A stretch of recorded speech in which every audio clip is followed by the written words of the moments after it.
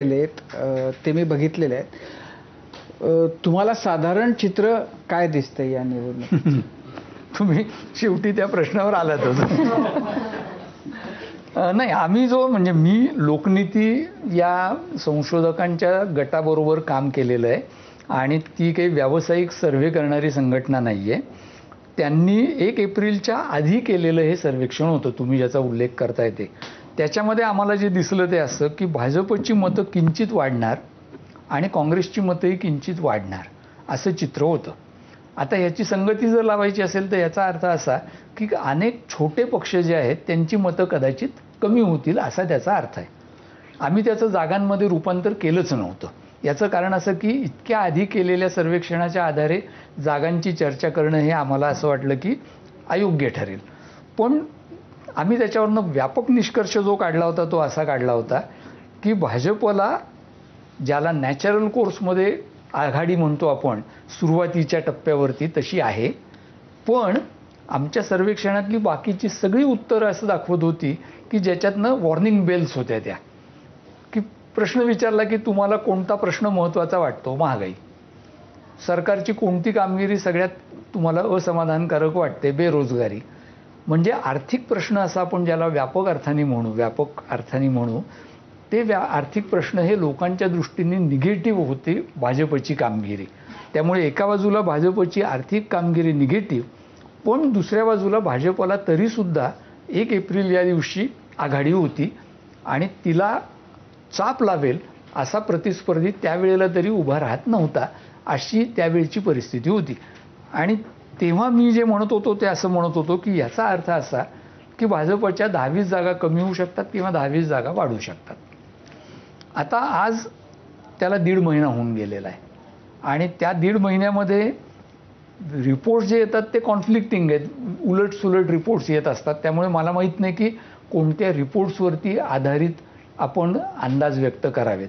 पण ज्या प्रकारचा प्रचार झाला, ज्या प्रकारे लोकांचे प्रतिसाद त्या प्रचारांना मिळत गेले, त्याच्या आधारे, आणि त्यामुळे याचा सर्वेक्षणाशी काही संबंध नाही आहे, आत्ता मी बोलतो त्याच्याशी, तर त्याच्यामुळे मला असं वाटतं की आता भाजपला उत्तरोत्तर आहे त्या जागा राखणं हे अवघड होईल असं चित्र आजच्या टप्प्यावरती उभं राहिलेलं आहे.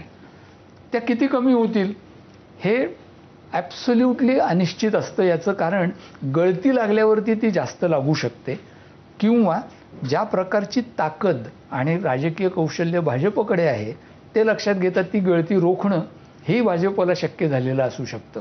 त्यामुळे भाजपच्या 15-20 जागा कमी होतील का 50 कमी होतील हे आत्ता सांगणं माझ्या दृष्टीने फार दुरापास्त आहे. सर, मगाशी बोलताना तुम्ही 2009च्या निवडणुकीचा उल्लेख केलात की जेव्हा त्याच्याबद्दल अडवाणींनी असं म्हटलं होतं की वेगवेगळी कारणं आहेत.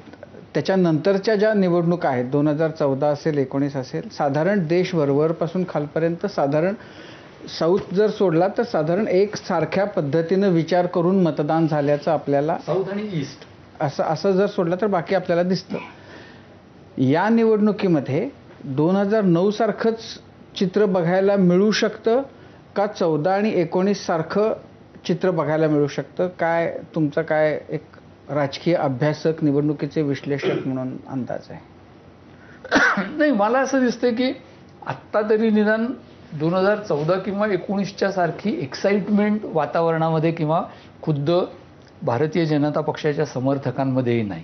आणि त्यामुळे 14 आणि 19 सारखं जर चित्र दिसायचं झालं तर जे व्हायला लागेल, उदाहरणार्थ भाजपच्या जागा आणखीन वाढणं, ते आत्ताच्या घडीला अवघड दिसतंय. प्रयत्न त्यांचा डेफिनेटली तो राहील, पण ते अवघड दिसतंय आणि म्हणून मी त्याची तुलना 14 आणि 19शी करायचं टाळतोय, बाकी काही नाही. माझा प्रश्न असा आहे की वरपासून म्हणजे अगदी उत्तरेपासून खाली कर्नाटकपर्यंत, म्हणजे जे साधारण विचार, मतदानाच्या मागचा विचार जो होता तो एकसारखा होता, तर तुम्हाला तसाच तो या खेपेला दिसतो आहे का? जसं 2009 वेगवेगळ्या कारणांनी वेगवेगळ्या प्रकारचं मतदान झालं तसं काही घडेल असं तुम्हाला? मला असं वाटतं ती शक्यता जास्त आहे की वेगवेगळ्या कारणांनी ठिकठिकाणी वेगवेगळे निष्कर्ष लोक काढतील आणि निर्णयाला वेगवेगळे येतील.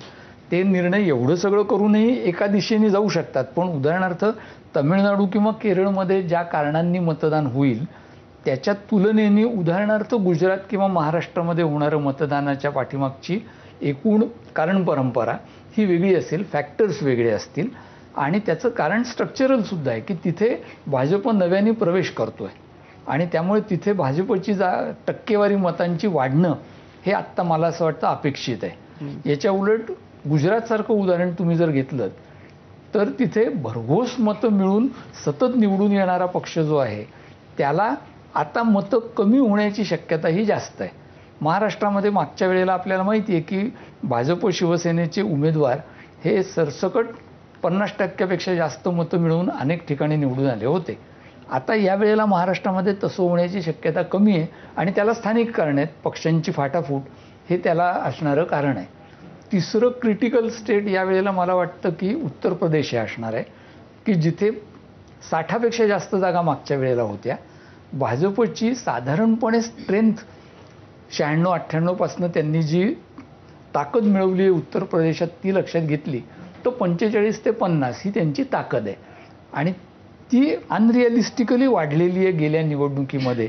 तर ती अनरिअलिस्टिकली वाढलेली असल्यामुळे परत मागे येते का हे भाजपच्या दृष्टीने सगळ्यात चिंतेची आणि म्हणून महत्त्वाची गोष्ट आहे असं मला वाटतं. त्यामुळे राज्यांच्या भाषेत जर तुम्ही म्हणाल तर कर्नाटक, महाराष्ट्र, उत्तर प्रदेश, बिहार आणि पश्चिम बंगाल अशी 5 राज्य आहेत की ज्या 5 राज्यांमध्ये काय घडतं याच्यावरती मोठे आकडे बदलणार आहेत. त्याच्याखेरीज राजस्थान, मध्य प्रदेश, गुजरातमध्ये होऊन काय होणार आहे तर 2-4 जागा कमी झाल्या तर होतील जर झाल्या तर, आणि त्यामुळे मी त्यांना नाट्यपूर्ण राज्य काही म्हणत नाही आत्ता या क्षणी. आता अगदी शेवटचा आपण असं बघतो की बऱ्याचदा खूप काहीतरी विषय असतात महत्त्वाचे आणि त्याच्यामुळं असं वातावरण बनतं की असं वाटतं की अरे हेच या निवडणुकीचे हे जे मुद्दे आहेत ह्याच मुद्द्यांवर निवडणूक लढली जाणार. 19च्या आधी मधल्या म्हणजे त्या सगळ्या इलेक्शनच्या वेळेला शेतकरी आंदोलनं, असंतोष आणि याचा परिणाम निवडणुकींमध्ये मोठ्या प्रमाणात होईल अशा धारणा, अपेक्षा विश्लेषकही मांडत होते. विरोधी पक्षांनाही तसं वाटत होतं. अनेकदा आपल्याला असं दिसतं की हे वरवर जे विषय खूप चर्चिले जातात त्यांचा प्रत्यक्ष निवडणुकीमध्ये परिणाम शून्य होतो किंवा काहीच होत नाही किंवा फारच अल्प होतो. तर असं का होतं? म्हणजे ज्या विषयांची खूप चर्चा काही वेळेला होती ते विषय प्रत्यक्ष मतपेटीमध्ये का दिसत नाहीत? चर्चा करणारे लोक आणि सामान्य लोक हे पूर्णपणे 2 वेगळ्या काय म्हणूयात त्याला राजकीय पातळ्यांवरती जर वावरत असले तर तसं होतं. तुम्ही आत्ता म्हणलात तसं 19 साली सगळी चर्चा अशी होती की आता चिमटा बसणार आणि नंतर प्रत्यक्षात तसं काही झालं नाही. मग सगळेजण म्हणायला लागले की हे पुलवामामुळे झालं. पुलवामामुळे फरक पडला हे खरं आहे, पण आम्ही पुलवामाच्या आधी केलेल्या सर्वेक्षणातही हे दिसत होतं की लोक भाजपलाच मत देणार आहेत आणि लोकांनी तो निर्णय 19 सालच्या जानेवारीमध्ये घेतलेला होता. याचा अर्थ असा झाला की ही जी सगळी चर्चा चाललेली होती ती चर्चा आणि लोकमत याच्यामध्ये कुठेतरी तफावत होती आणि ती तफावत असणं हे आपली सगळी विश्लेषणं चुकण्याचं एक कारण असतं. मग ते माझंही विश्लेषण असेल. मी हे जेव्हा विश्लेषण करतो तेव्हा मी काही पत्रकारांच्या प्रमाणे भारतभर फिरलेलो नसतो. त्यामुळे मी वर्तमानपत्र वाचतो, मला आवडणारी 2-4 चॅनल्स पाहतो आणि मला आवडणाऱ्या 2-4 लोकांचे यूट्यूबवरचे व्हिडिओ पाहतो. त्यातनं माझं मत जर मी तयार केलं आणि त्यांचं आणि लोकांचं मत याच्यात तफावत असेल तर ते विश्लेषण चुकू शकतं. म्हणून मग मी काय करतोय, मी जास्तीत जास्त सर्वेक्षणातनं काय सिग्नल्स मिळत आहेत ते बघण्याचा प्रयत्न करतोय आणि माझी मतं किंवा माझ्या सारख्या इतर लोकांची मतं जी आहेत ती बाजूला ठेवून त्या सिग्नल्सच्या आधारे समजून घेण्याचा प्रयत्न करतोय. आणि म्हणून आत्ता जेव्हा खूप लोक असं म्हणत आहेत की भाजपला फटका बसेल तेव्हा मी असं म्हणतोय की बसू शकतो हे जितकं, कारण निवडणुकीमध्ये केव्हाही हे होऊ शकतं, तितकंच मला दिसणाऱ्या सिग्नल्सप्रमाणे फार मोठा फटका बसेल अशी काही शक्यता वाटत नाही. पण आज तुम्ही कट्ट्यावर आलात आणि 2024च्या अनप्रेडिक्टेबल निवडणुकीचं खूप छान सोपं विश्लेषण करून आम्हाला सांगितलं. आमच्यासाठी तर ते मार्गदर्शक आहेच, पण त्यासोबत कट्ट्याचे जे प्रेक्षक आहेत, एबीपी माझाचे जे प्रेक्षक आहेत त्यांच्यासाठी सुद्धा ते 4 जूनच्या निकालाकडे बघताना सहाय्यभूत ठरेल एवढं मात्र नक्की. कट्ट्यावर आलात आणि आम्हाला मार्गदर्शन केलं त्याबद्दल अगदी मनापासून धन्यवाद. तुमच्या सगळ्या प्रेक्षकांपर्यंत पोहोचण्याची संधी दिली याबद्दल आभारी आहे. नमस्कार. आणि यासोबत क्विक हिल आणि बढेकर ग्रुप प्रस्तुत माझा कट्टा, powered by green harvest, bank of Maharashtra, चंदूकाका Saraf jewels, Chitale दही, सुधीर मांडके लाईट हाऊस आणि सोनाही पशु आहार या विशेष कार्यक्रमात आपण आता इथेच थांबतोय. प्रत्येक बातमीच्या अपडेटसाठी पाहत रहा एबीपी माझा.